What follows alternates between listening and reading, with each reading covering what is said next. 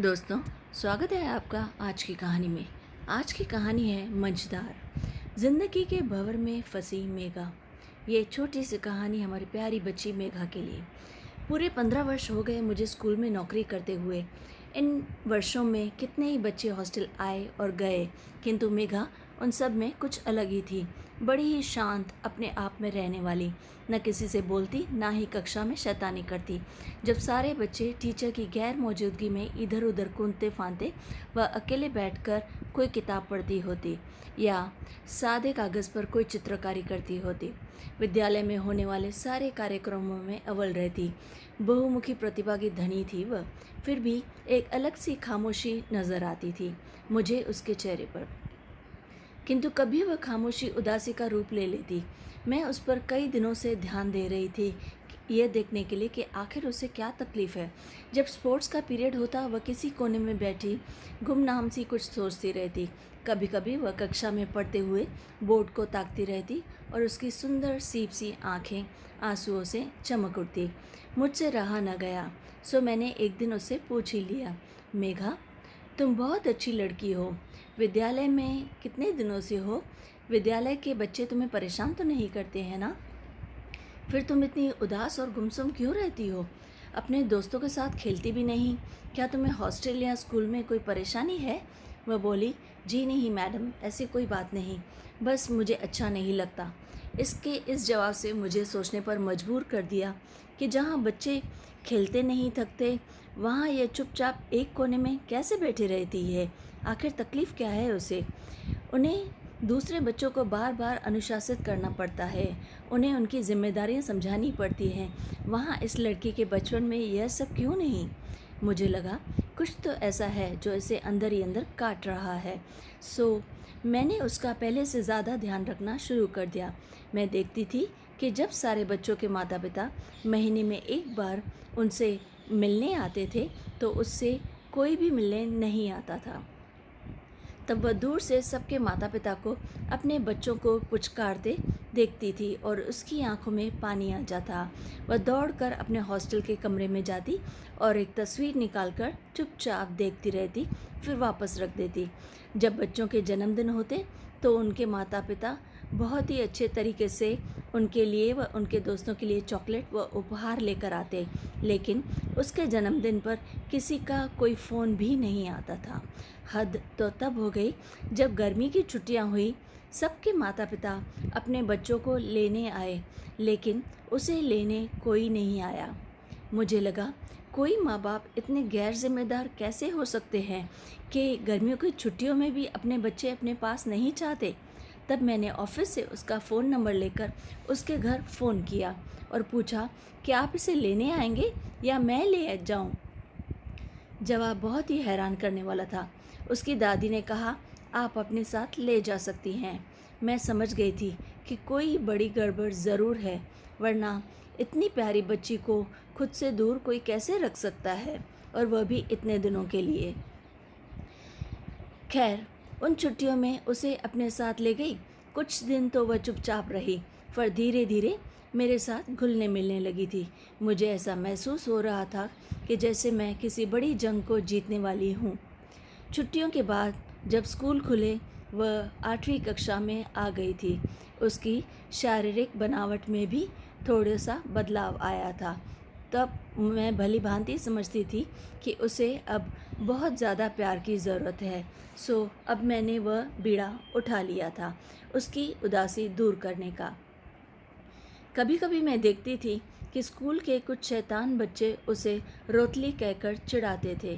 खैर, उन्हें तो मैंने बड़े सख्ती से कह दिया था कि यदि अब कोई बच्चा उसे तंग करेगा तो मैं उसे सज़ा दूंगी।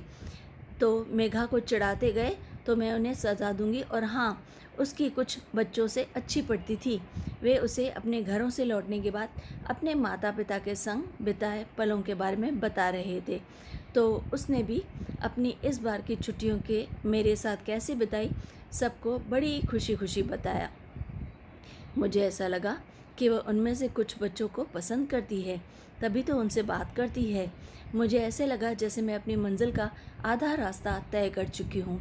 इस बार दिवाली की छुट्टियाँ थी और मैं चाहती थी कि वह मेरे साथ दिवाली मनाए। सो मैंने पहले की ही तरह उसके घर पर फ़ोन करके कहा कि क्या मैं मेघा को अपने साथ ले जाऊं छुट्टियों में। मैं जानती थी कि जवाब हाँ ही होगा, और वही हुआ। दिवाली पर मैंने उसे नई ड्रेस दिलवाई और पटाखों की दुकान पर ले गई। उसने पटाखे खरीदने से साफ इनकार कर दिया। वह कहने लगी उसे शोर पसंद नहीं। मैंने भी ज़िद करना उचित नहीं समझा और केवल कुछ फुलझड़ियों के पैकेट उसके लिए खरीद लिए। दिवाली की रात जब दिए जले वह बहुत खुश थी, और जैसे ही मैंने एक फुलझड़ी सुलगाकर उसके हाथ में थमा दी तो वह कुछ नहीं कह सकी, केवल रोने लगी, और साथ ही उसके मुंह से मम्मी शब्द निकल गया। मैं भी यही चाहती थी और मैंने मौका देखकर उसे गले लगा लिया और कहा, मैं हूँ ना तुम्हारी मम्मी, मुझे बताओ तुम्हें क्या परेशानी है।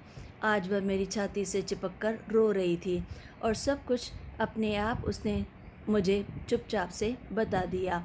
वह कहने लगी, मेरे माँ व पिताजी की अरेंज मैरिज थी। मेरे पिताजी अपने माता पिता की इकलौती संतान हैं, इसलिए शायद थोड़े बदमिजाज भी। मेरी माँ की शादी के 1 वर्ष बाद ही मेरा जन्म हुआ। माँ व पिताजी के छोटे मोटे झगड़े हमेशा चलते रहते थे। तब मैं कुछ नहीं समझती थी, इसलिए झगड़ा होने पर चुपचाप एक तरफ खड़े हो जाती थी। लेकिन झगड़े बढ़ते गए और मैं 5 वर्ष की हो गई। दिन प्रतिदिन पिताजी का माँ के साथ बर्ताव बुरा होता जा रहा था, लेकिन आखिर माँ भी क्या करती, उन्हें तो सब सहन करना पड़ता था मेरे कारण, वरना माँ शायद पिताजी को छोड़ भी देते। पिताजी अच्छी तरह जानते थे कि माँ उनको छोड़कर कहीं नहीं जाएगी, इसलिए पिताजी अपने मन की करते थे और हमेशा झगड़ा करते थे। उन्हें सिगरेट पीने की बहुत बुरी आदत थी। कई बार वे गुस्से में माँ को जलती सिगरेट से जला भी देते थे और वे बेचारी अपनी कमर पर लगे सिगरेट के निशान साड़ी से छिपाने की कोशिश करती रहती। पिताजी की माँ के प्रति बेरुखी बढ़ती जा रही थी और अब वे दूसरे लड़कियों को भी घर में लाने लगे थे। वे लड़कियों के साथ दूसरे कमरे में बंद रहते और मैं व मेरी माँ दूसरे कमरे में। यह सब देखकर भी दादी पिताजी को कुछ नहीं कहती थी। एक दिन माँ ने पिताजी के अत्याचारों से तंग आकर घर छोड़ने का फैसला कर लिया और मुझे लेकर वे चुपचाप अपने मायके आ गए। वहाँ उन्होंने एक प्राइवेट स्कूल में नौकरी भी कर ली। मेरे नाना नानी पुराने ख्यालात के तो थे ही, पर उन पर मानो मुसीबत के पहाड़ टूट पड़े। मेरे मामा भी हैं, किंतु वे मेरी माँ से छोटे हैं, सो चाह कर भी कोई मदद नहीं कर पाए। सो नाना नानी कहते वही करते। कई महीने बीत गए। अब नाना नानी को लगने लगा कि बेटी मायके आकर बैठ गई है, इसे समझा बुझाकर भेज देना चाहिए। वे माँ को समझाते कि पिताजी के पास चली जाओ, वरना समाज क्या कहेगा। एक तरह से उनका भी कहना सही था कि जब तक वे ठीक हैं, उनके न रहने पर मुझे और माँ को भला कौन संभालेगा। किंतु मेरी माँ कहती, मैं मर जाऊँगी लेकिन उसके पास तो बिल्कुल नहीं जाऊँगी। दादा दादी के समझाने पर एक बार पिताजी मुझे व माँ को लेने आ गए, और तब मेरे नाना नानी ने हमें यहाँ भेजा तो सही, लेकिन एक शर्त पर कि पिताजी अब माँ को और नहीं सताएंगे। हम फिर से पिताजी के पास उनके घर आ गए। कुछ दिन पिताजी ठीक रहे, किंतु पिताजी ने फिर अपने पहले वाले रंग ढंग दिखाने शुरू कर दिए, और अब मैं धीरे धीरे सब कुछ समझने लगी थी। लेकिन पिताजी के व्यवहार में कोई भी बदलाव नहीं आया। वह जैसे थे वैसे ही रहे, उनमें कोई फ़र्क नहीं आया। वे उसी तरह माँ से झगड़ा करते और उन्हें परेशान करते। इस बार जब माँ ने नाना नानी को सारी बात बताई तो उन्होंने थोड़ा दिमाग से काम लिया और माँ से कहा कि मुझे पिताजी के पास छोड़कर मायके आ जाए। माँ ने नाना नानी की बात मानी और मुझे पिताजी के पास अकेला छोड़कर वे खुद नाना नानी के पास चली गईं। उन्हें लगा शायद मुझे बिन माँ के देखकर पिताजी व दादा दादी का मन कुछ बदल जाएगा, किंतु ऐसा बिल्कुल नहीं हुआ। उन्होंने कभी माँ को याद भी नहीं किया और मुझे एक हॉस्टल में डाल दिया। नाना नानी को फिर लगने लगा कि उनके बाद माँ को कौन संभालेगा और वे बिल्कुल अकेली रह जाएंगी। तब उन्होंने पिताजी व माँ का तलाक करवा दिया और माँ की दूसरी शादी कर दी गई। माँ के नए पति के पहले से ही 2 बच्चे थे और एक बूढ़ी माँ। सो मेरी माँ उनमें व्यस्त हो गई। इधर मुझे हॉस्टल में डालकर दादा दादी व पिताजी और भी आज़ाद हो गए। छुट्टियों में भी न मुझे कोई बुलाता है और न ही मिलने आते हैं। माँ व पिताजी दोनों के माता पिता ने सिर्फ अपने बच्चों के बारे में सोचा, मेरे बारे में किसी ने नहीं सोचा। दोनों परिवारों और अपने माता पिता ने मुझे मझधार में छोड़ दिया। इतना कहकर मेघा फूट फूट कर रोने लगी और कहने लगी, आज फुलझड़ी से जल न जाऊं, मुझे माँ की सिगरेट से जली कमर याद आ गई।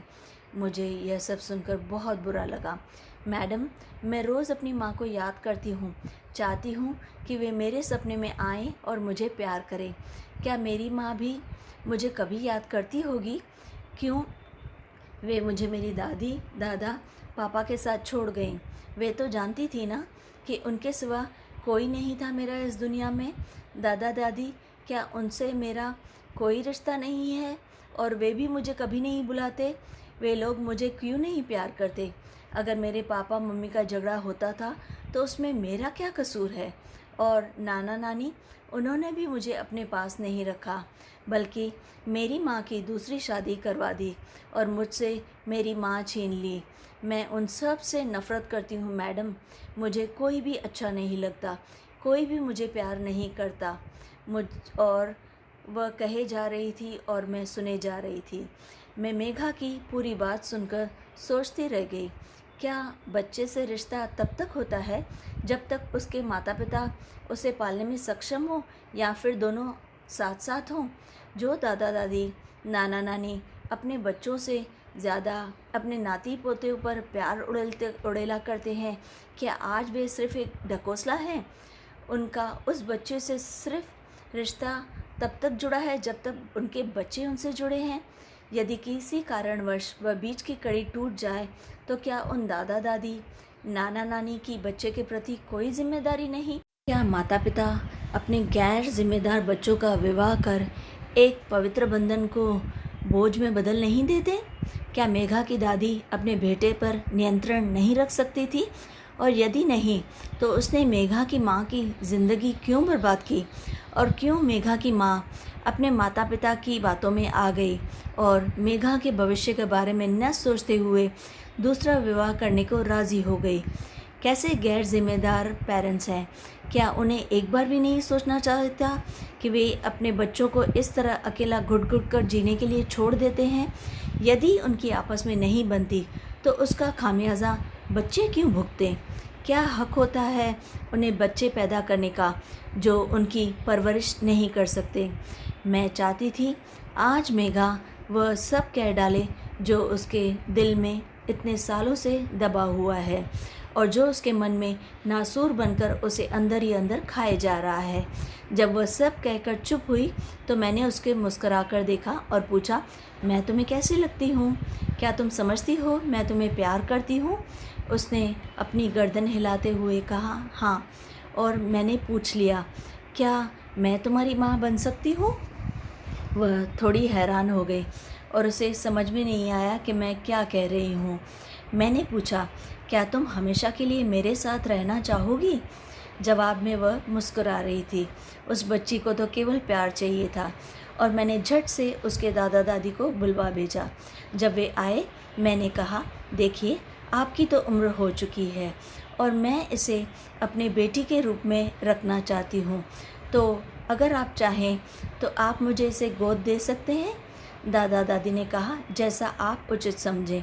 फिर क्या था, मैंने झट से कागज़ी कार्रवाई पूरी की और मेघा को सदा के लिए अपने पास रख लिया।